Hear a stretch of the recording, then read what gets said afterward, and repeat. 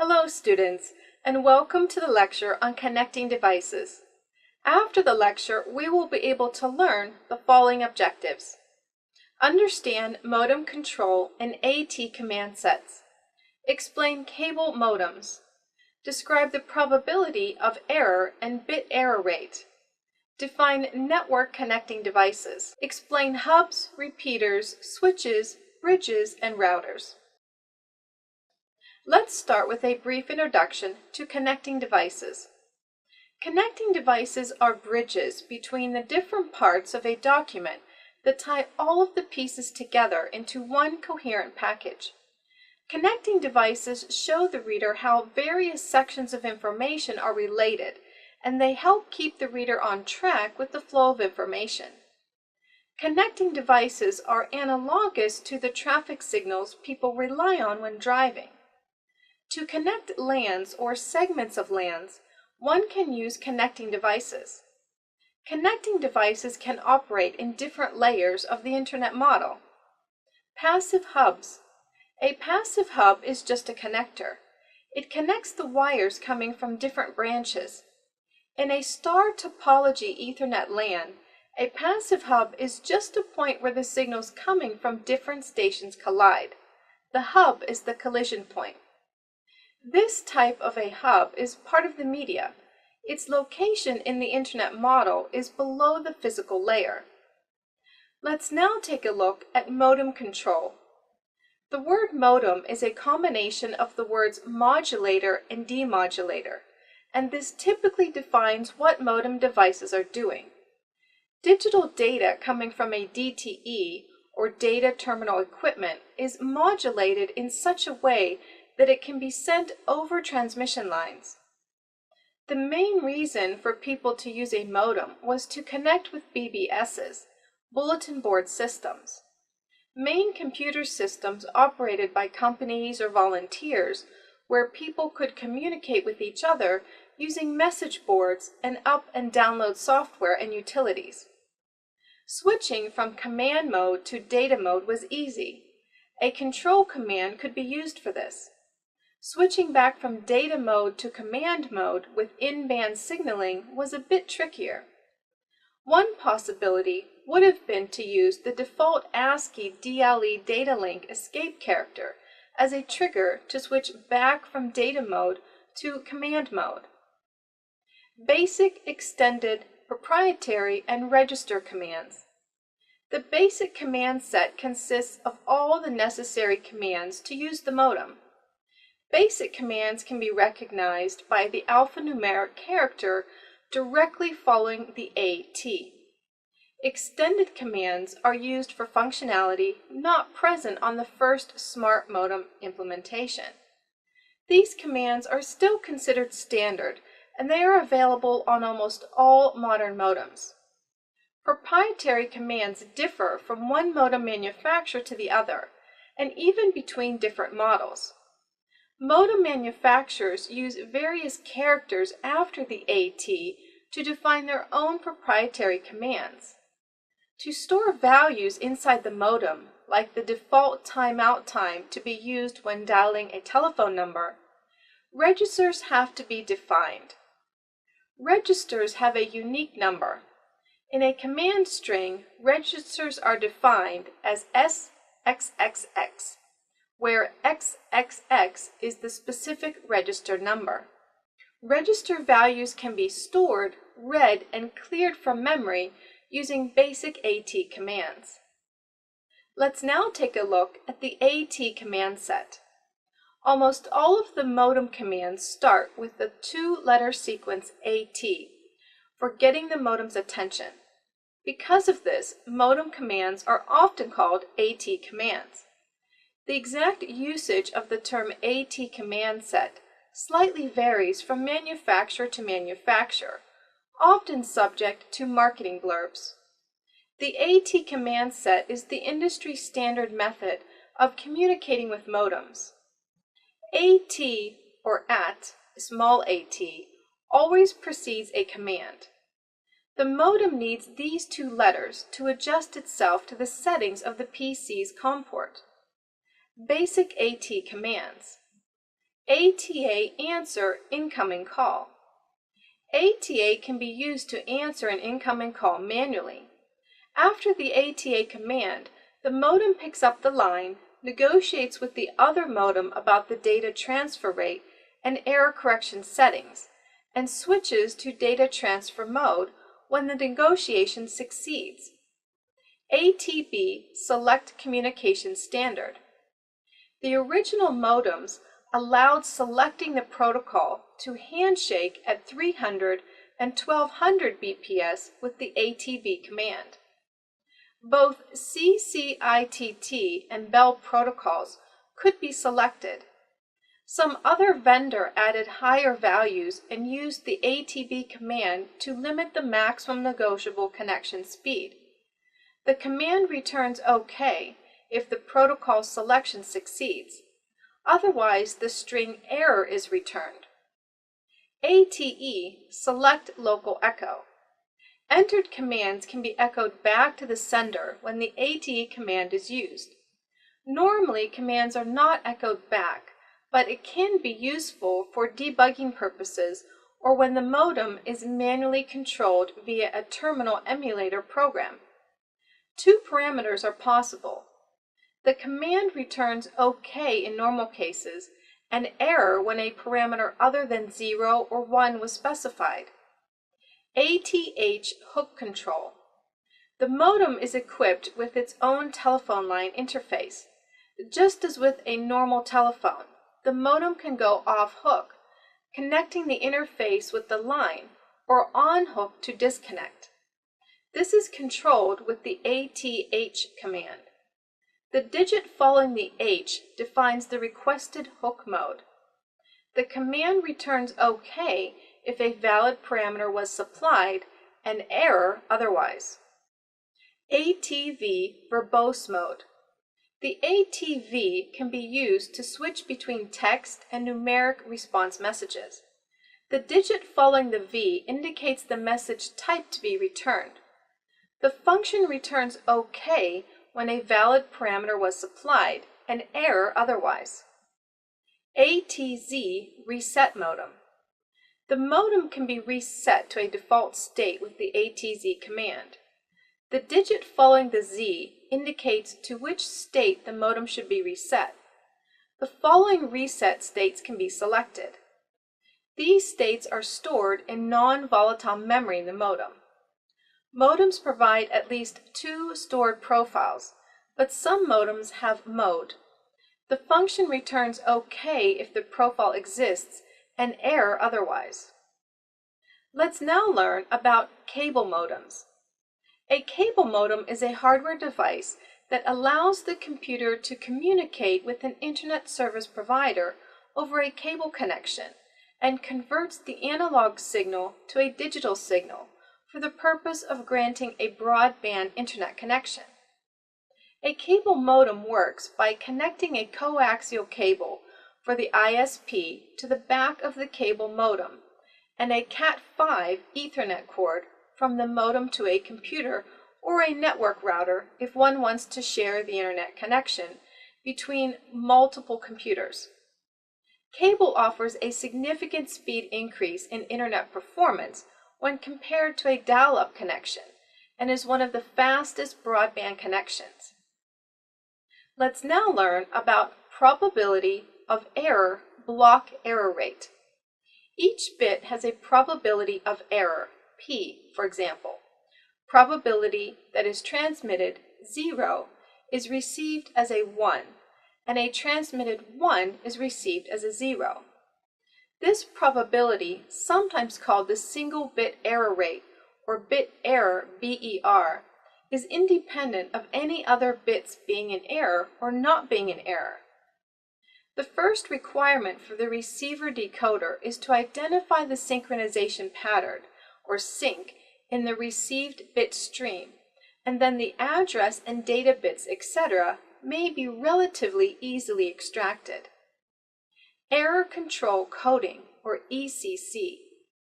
Error detection and correction cannot be applied to the sync bits normally, because sync is required for this process to be performed.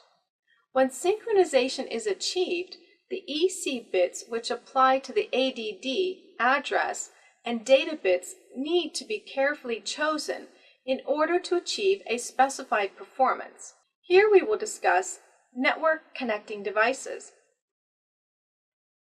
Network connections are made possible by two main types of hardware: network media and network connectivity devices. A NIC, network interface card, is a piece of hardware that allows one to plug in or interface with a network cable. NICs are usually installed as an expansion card or is already built into one's motherboard. Hubs are devices that connect all of the segments of a network together. That is, every device on the network, computers, printers, has a cable that is also connected to the hub. Hubs work in such a way that every signal that is received on one port is rebroadcast to every other device. A switch is like a hub in that every device on the network is connected to. However, a switch does not rebroadcast signals to all other devices. A switch makes a direct link between the device that is transmitting and the device that is receiving. A bridge is used to keep network traffic separated between network segments. Traffic is not allowed to pass through the bridge unless its destination is on the other side. Bridges are used to join two network segments or to divide a busy network into two segments. Routers are devices that can connect several network segments, even segments that are not alike in type. The router has the ability to make decisions about the best way to send network traffic to its destination. A gateway is any device that connects network environments that are not alike. For example, a gateway is used to connect LAN, local area network environments, to mainframe environments. Modems, modulator, demodulator, are devices that change digital data into analog for transmission over analog network mediums, and then back to digital at the receiving end. In order for us to send messages from one location to another, whether it's an instant message or an email, we rely on the web of interconnected networks. These data networks vary in size and capabilities, but all networks have a few basic elements in common. They all have common rules that determine how messages are sent, directed, received, and interpreted. They all have messages or units of information that travel from one device to another, and they all have a way of interconnecting these devices. This diagram shows the basic elements of a typical network, including devices, mediums tied together by rules that work together to send messages. We use messages as a term that represents web pages, email, instant message, telephone calls, and all other forms of communication enabled by the Internet. You will learn about each of these elements individually as you continue your studies, but for now you should understand that every network must have these four common elements to function. When describing or planning networks, network engineers draw diagrams using icons. These icons are used to represent devices in a network and to indicate how these devices are connected. Note the icons representing some common end devices which originate messages and receive messages. These include desktop computers, laptops, servers, and IP phones. On local area networks, or LANs, these devices are connected using wired or wireless connections.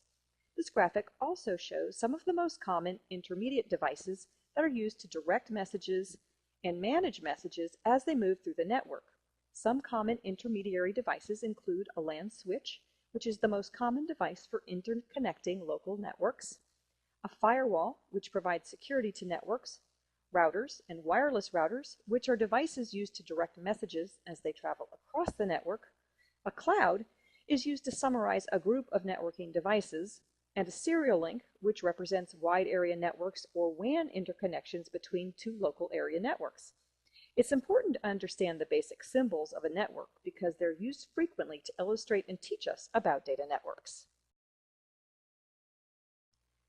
The devices in a network must be connected for the network to function. Network connections can be wired or wireless. With wired connections, like the network in this graphic, the medium is either copper, which carries electrical signals, or optical fiber, which carries light signals. Copper media includes cables such as twisted pair telephone wire, coaxial cable, and most commonly what is known as Category 5 unshielded twisted pair or Cat5 UTP cable. Optical fibers, which are thin strands of glass or plastic that carry light signals, are another form of wired networking media. In wireless connections, the medium is the Earth's atmosphere, or space, and the signals are sent as radio waves. Wireless media may include many types of connections, from the home wireless connection between a wireless router and a laptop, to the communication between devices on Earth and satellites. In a typical journey across the internet, a message may travel across a variety of media, so it's important for us to have a knowledge of the capabilities and restrictions of each medium. Besides having devices and connections, a network must also have rules or protocols to dictate how messages are transmitted. To understand the protocols that allow networks to function, we can examine how we communicate as humans. To accomplish this, we establish rules or agreements to carry out a conversation. These rules or protocols must be followed to make sure our messages are successfully delivered and understood. This graphic includes an identified sender and receiver, a man and a woman, an agreed upon method of communicating, which is speaking, a common language, in this case English, and acknowledgments, the replies of yes.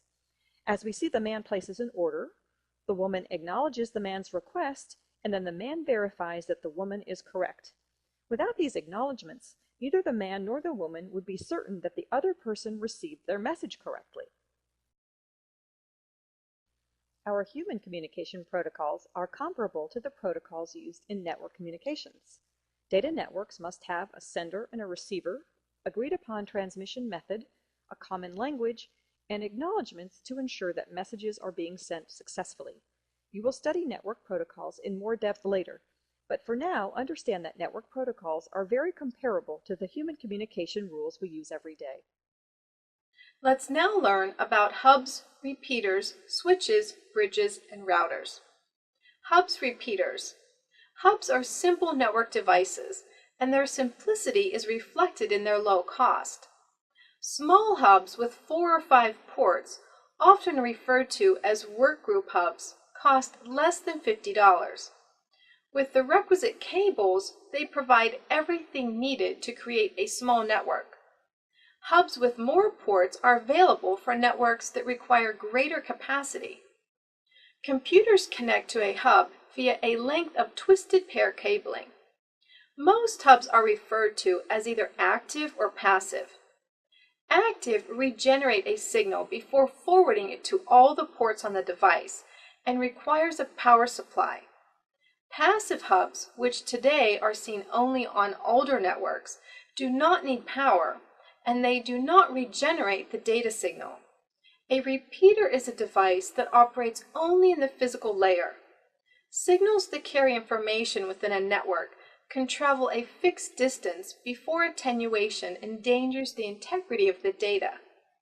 A repeater receives a signal, and before it becomes too weak or corrupted, regenerates the original bit pattern. Let's now take a look at switches. On the surface, a switch looks much like a hub. Despite their similar appearance, switches are far more efficient than hubs and are more desirable for today's network environments. Multiple switches are often interconnected to create larger networks. Despite their similarity in appearance and their identical physical connections to computers, switches offer significant operational advantages over hubs. Rather than forwarding data to all the connected ports, a switch forwards data only to the port on which the destination system is connected. It looks at the media access control, or MAC, addresses of the devices connected to it to determine the correct port. A MAC address is a unique number that is stamped into every NIC. Switching methods. Cut-through. In a cut-through configuration, the switch begins to forward the packet as soon as it's received. The downside of cut-through is that because the integrity of the packet is not checked, the the switch can propagate errors. Store and forward. In a store and forward configuration, the switch waits to receive the entire packet before beginning to forward it. It also performs basic error checking. Fragment-free. Building on the speed advantages of cut-through switching, fragment-free switching works by reading only the part of the packet that enables it to identify fragments of a transmission. Hub and switch ports. Hubs and switches have two types of ports, Medium Dependent Interface, MDI, and Medium Dependent Interface Crossed, MDI-X. The two types of ports differ in their wiring. As the X implies, an MDI-X port's wiring is crossed. This is because the transmit wire from the connected device must be wired to the receive line on the other. Rather than use a crossover cable, cables connecting hubs and switches, one can use the more simple straight-through cable to connect systems to the switch or hub. Cables connecting hubs and switches.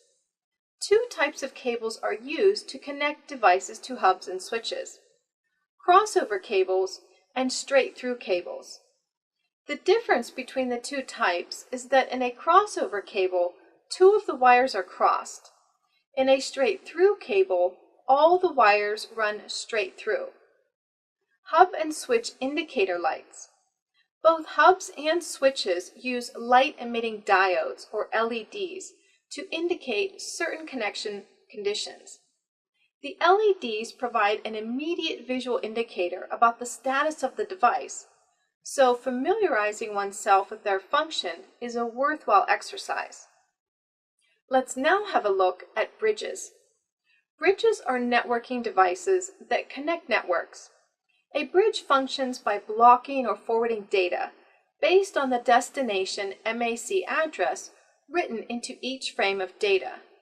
If the bridge believes the destination address is on a network other than that from which the data was received, it can forward the data to the other networks to which it's connected. The advantages of bridges are simple and significant. By preventing unnecessary traffic from crossing onto other network segments, a bridge can dramatically reduce the amount of network traffic on a segment. Types of bridges. Transparent bridge. A transparent bridge is invisible to the other devices on the network. Transparent bridges perform only the function of blocking or forwarding data based on the MAC address. The devices on the network are oblivious to these bridges' existence. Translational bridge.